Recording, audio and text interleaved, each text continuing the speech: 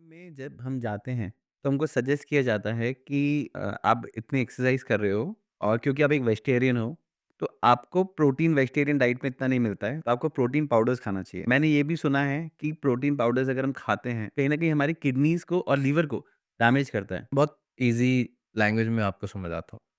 These are called supplements. Supplement को अगर मैं समझाऊँ, जब आप एग्ज़ाम देते हैं, तो आप आंसर शीट जब भरते हैं और अगर आपका उस आंसर शीट में ही काम हो जाता है, तो आप सप्लीमेंट्री नहीं माँगते। तो सेम गोज़ विथ सप्लीमेंट। अगर आप घर के खाने से अपनी सप्लीमेंट्स की पूरी एसेंशियल्स ले पा रहे हैं, तो ठीक है, वरना आप सप्लीमेंट्स लें। स्टेरॉइड्स और सप्लीमेंट्स में फ़र्क है। अगर मैं आपसे बोलता हूँ सप्लीमेंट में ओमेगा 3 खाने के लिए, दैट इज़ फिश ऑयल और भी सोर्सेज़ हैं उसके, तो क्या वो बुरा है?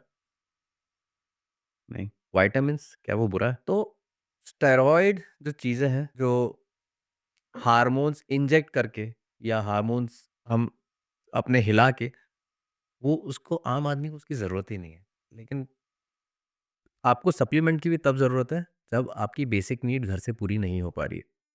वेजिटेरियन खाने में अच्छे ऑप्शंस हैं, बस वेजिटेरियन खाने में एक दिक्कत है कि अगर मैंने आपसे बोला कि आपको 200 ग्राम दाल खानी है या 100 ग्राम दाल खानी है, जब उस 100 ग्राम दाल को आप कुकर में डाल के पकाओगे, तो इतनी सारी हो जाती है, राइट? तो उसको खाना बहुत मुश्किल हो जाता है। वहीं नॉन-वेज में वो पोर्शन बड़ा छोटा-सा होता है, अगर 200 ग्राम अगर चिकन खाना है तो इट्स अ स्मॉल क्वांटिटी।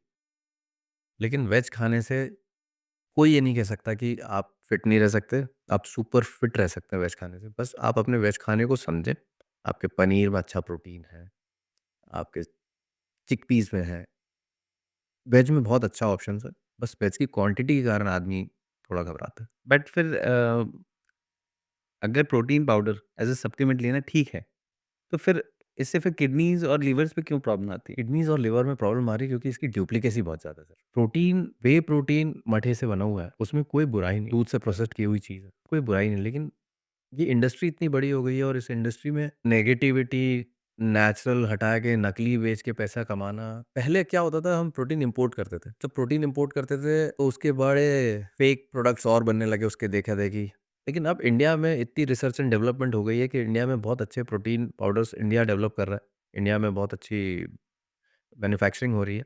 तो अब बस आप ट्रस्ट करें, कोई समझदार इंसान से किसी से पूछ के या किसी पे भरोसा करके ही लें। बट अभी क्या होता है कि मैंने लेट्स से कोई जिम जॉइन करके रखा हुआ है। अब वहाँ पे कई बार जो जिम ओनर है, वही बहुत सेल्सी हो जाते हैं और वही पुश करते हैं कि नहीं आप ये वाला पाउडर लो और इससे ऐसा होगा, वैसा होगा।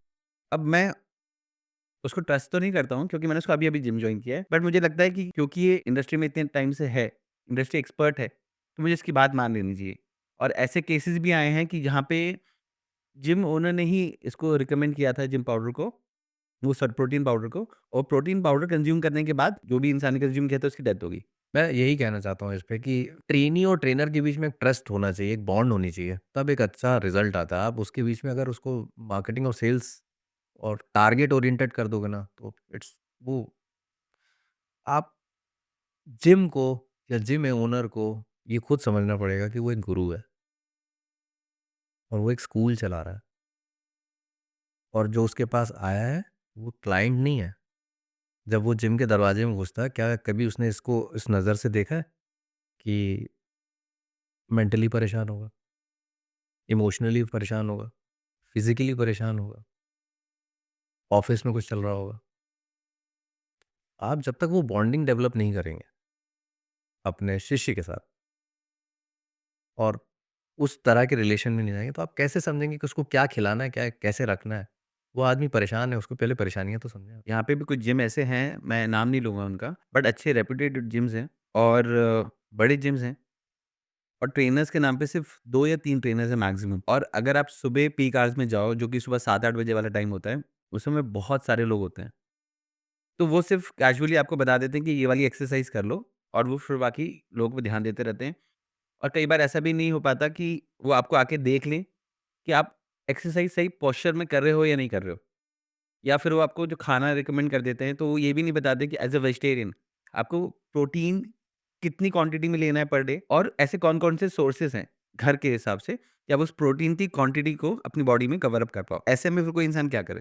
सर आजकल तो ये सब डायनामिक्स देखने के लिए बड़े ऐप्स हैं और बहुत सारे रिसोर्सेज़ हैं, लेकिन यस, आज भी गुरु की बात रखी जाती है और लोग कहते हैं ना कि हमारे बच्चे को अगर किसी गुरुजी ने कह दिया या सर ने कह दिया तो वो उनकी बात सबसे ज़्यादा सुनता, हमसे ज़्यादा उनकी हमसे बात ज़्यादा सुनता उनसे है। राइट।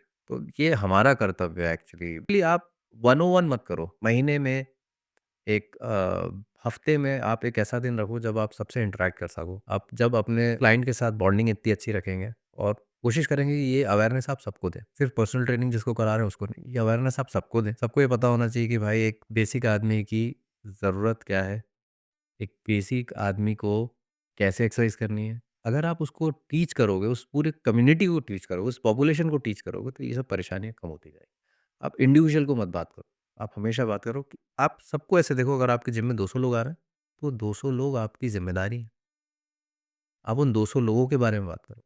आप उन 200 लोगों को बेसिक नॉलेज तो दे सकते हो ना, कि भाई आपको अपने बॉडी के वेट बराबर इन ग्राम्स प्रोटीन खाना है। तो एक अवेयरनेस तो आई। अब वो होता है जिम में जाके कि सर ने उसको बताया, मुझे नहीं बताया। तो वेट के कितने प्रोपोर्शन में हमको प्रोटीन इनटेक लेना चाहिए? एक आम इंसान को अपने वेट के बराबर इन ग्राम्स प्रोटीन, इफ से I am 60 KG, 60 gram of protein आम इंसान को। ये बदलता है आपके, अगर आप एथलीट हो तो चेंज होगा, आप मसल मास बढ़ाने जा रहे हो या बॉडी बिल्डर हो तो चेंज होगा। जैसे आपने कहा था आपका गोल क्या है उसके हिसाब से चेंज हो। बिल्कुल गोल क्या है, आप क्या चाहते हो भाई। खुशियाँ बहुत छोटी है एक आम इंसान की, अगर उसकी बेल्ट का एक, कहते हैं ना, एक एक गड्ढा भी छोटा बड़ा होता है तो उसको फर्क पड़ता है। That is achievement. वेज लोगों के लिए और नॉन-वेज लोगों के लिए सबसे बेस्ट सोर्सेज़ क्या हैं जो उनको डे टू डे लाइफ में प्रोटीन के लिए ले सकते हैं? नॉन वेज तो भरा पड़ा हुआ है।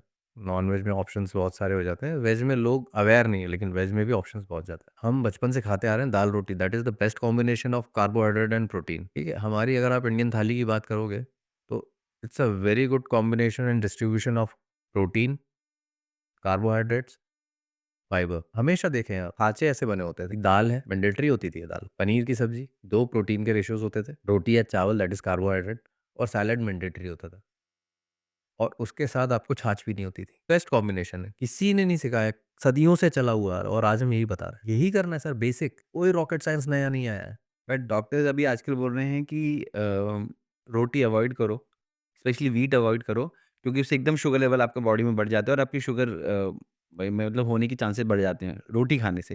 पर रोटी तो हम बहुत टाइम से खाते-पीते आ रहे हैं, तो क्या रोटी कंज़्यूम करना ठीक है? रोटी हम बहुत टाइम से खाते-पीते आ रहे हैं, लेकिन रोटी हम, अगर आप याद करेंगे, तो मौसम के हिसाब से खाते थे, हाँ, पहले कभी बाजरा और वो सब मल्टीग्रेन्स। Multigrains right. तो अब हम सिर्फ रोटी खा रहे हैं। हमारे लिए रोटी का मतलब हो गया है आटे, आटा की रोटी। आप चेंज तो करके देखिए, रोटी की डेफिनिशन क्या सिर्फ आटे की रोटी है? नहीं, तो हम आटे की रोटी को रोटी मान चुके हैं। हमें चेंज करके खाना चाहिए एंड चेंज हमेशा बॉडी के लिए सबसे अच्छा होता है। कोई भी आप चेंज करेंगे, आप वेदर चेंज होता है, आपको कुछ अच्छा लगने लगता है। आप कोई दूसरी जगह जाते हैं, आपको अच्छा लगने लगता है। एवरी चेंज, चाहे वो खाना हो, चाहे वो हवा हो, चाहे वो सीनिक ब्यूटी हो, आपकी बॉडी को इफ़ेक्ट करता है और आपको खुश करता है। तो रोटी को आप भगवान के लिए रोटी बोलना छोड़ें, मल्टीपल रोटीज़ खाएँ, अपने ब्रेड बास्केट को चेंज करते रहें, तो इट विल हेल्प। तो जो अच्छे और हार्मफुल सप्लीमेंट्स होते हैं, उसको कुछ आइडेंटिफ़ाई करने का तरीका है क्या? अच्छे और हार्मफुल सप्लीमेंट्स हाँ जी, ट्रस्टेड लें, ट्रस्टेड सोर्स से लें सबसे ज़रूरी। ओके। एंड कोशिश करें कि आजकल तो बैच नंबर है, आप उसको कहीं जगह स्कैन कर सकते हैं, बहुत सारी चीज़ें हैं। आपको अपनी अवेयरनेस की ज़रूरत है, आप ट्रस्टेड साइट से लें। लोगों को बस ये ट्रस्ट नहीं है, मार्केट में जिस दिन ये ट्रस्ट आ गया, सप्लीमेंट्स कभी बुरे नहीं है। अगर आपकी ज़रूरत है सप्लीमेंट्स, तो कभी बुरे नहीं है। डॉक्टर रिकमेंड करता है आपको कैल्शियम खाने के लिए, आप मना करते हो, आप खाते हो। ओमेगा 3 विटामिन्स कौन मना करेगा? आप खाते हो, बस वहाँ आ जाती है बात ट्रस्ट की। जहाँ भी आपको ट्रस्टेड सप्लीमेंट मिले, आप प्लीज़ लीजिए और खाइए। Supplements are not bad. अगर कोई अननोइंगली सप्लीमेंट्स का ओवरडोज़ ले लेता है, तो क्या वो हार्मफुल है और है तो कैसे? सर, सप्लीमेंट कभी खराब नहीं है। सप्लीमेंट आप समझ ही नहीं रहे। सप्लीमेंट और स्टेरॉइड्स, स्टेरॉइड्स के मार्केट ने सप्लीमेंट को खराब कर दिया है। खराब कर दिया। ओके, वो इंजेक्टेबल्स होते हैं। ओके। सपोज़ मेरे को ग्रोथ हार्मोन चाहिए, वो दैट इज़ स्टेरॉइड्स। और वो कैटेगरी सप्लीमेंट में आ गया ऐसा? क्योंकि हमने उसको कैटेगराइज़ नहीं किया, स्टेरॉइड्स को अलग नहीं किया, सप्लीमेंट को अलग नहीं किया। हम स्टेरॉइड्स को भी सप्लीमेंट में सप्लीमेंट काउंट बोल कर रहे रहे हैं। हैं, राइट। बिकॉज़ वो सप्लीमेंट स्टोर में मिलता है। ओके, वो सप्लीमेंट स्टोर में मिलता है। भाई ग्रोथ हार्मोन है, अब वो जिसकी ज़रूरत है उसके लिए है ना। बेसिक आदमी की ज़रूरत ग्रोथ हार्मोन नहीं है। एक बेसिक आदमी को मसल बड़ा करने के लिए ग्रोथ हार्मोन की ज़रूरत नहीं है। एक बेसिक आदमी 3 दिन एक्सरसाइज़ करे, अच्छा खाए, अच्छा सोए, अच्छा एन्जॉय करे लाइफ़ को। जो उसे अच्छा लगता है वो करे, वो एक बेसिक आदमी की नीड है। फिर जब ग्रोथ हार्मोन की बात आएगी तो उनके साथ आएँगे डॉक्टर्स, अच्छे डॉक्टर्स। ग्रोथ हार्मोन हमको किन कंडीशन में लेना चाहिए अगर लेना है बाय चांस? मेरा टेस्टोस्टेरोन लेवल बहुत नीचे जा चुका है। तो मुझे अगर एक अच्छी 18 साल के बच्चे जैसी बॉडी चाहिए, तो मेरे को अपने हार्मोन को डेवलप करने की ज़रूरत है। वो शार्पनेस, वो चेंजेस, वो जल्दी अगर मुझे कोई स्टेज परफ़ॉर्म करना है, तो, वरना मुझे ज़रूरत ही नहीं है सर। तो बस यही है। उस कैटेगरी में जब मैं हूँ ही नहीं, तो मुझे उस तरफ जाना क्यों है? तो जैसे बड़े-बड़े सेलिब्रिटीज़ हैं और आपने तो बहुत सारे सेलिब्रिटीज़ के साथ काम भी किया हुआ है। तो ये सेलिब्रिटीज़ भी क्या डे टू डे बेसिस पे ग्रोथ हार्मोन कंज़्यूम करते हैं? डे टू डे बेसिस पे नहीं करते, प्रोजेक्ट्स पे करते हैं सर ये। उनके साथ बहुत अच्छी एक टीम होती है सर। देखिए ग्रोथ हार्मोन्स की अगर हम बात कर रहे हैं तो उसकी एक स्टडी अलग है, उसका साइंस अलग है। उसको लेना है, उसको फ्लश आउट करना है, उसका साइंस अलग है, उसके लोग अलग हैं। वो कैटेगरी अलग है और वो लोग बहुत डिफरेंट होता है।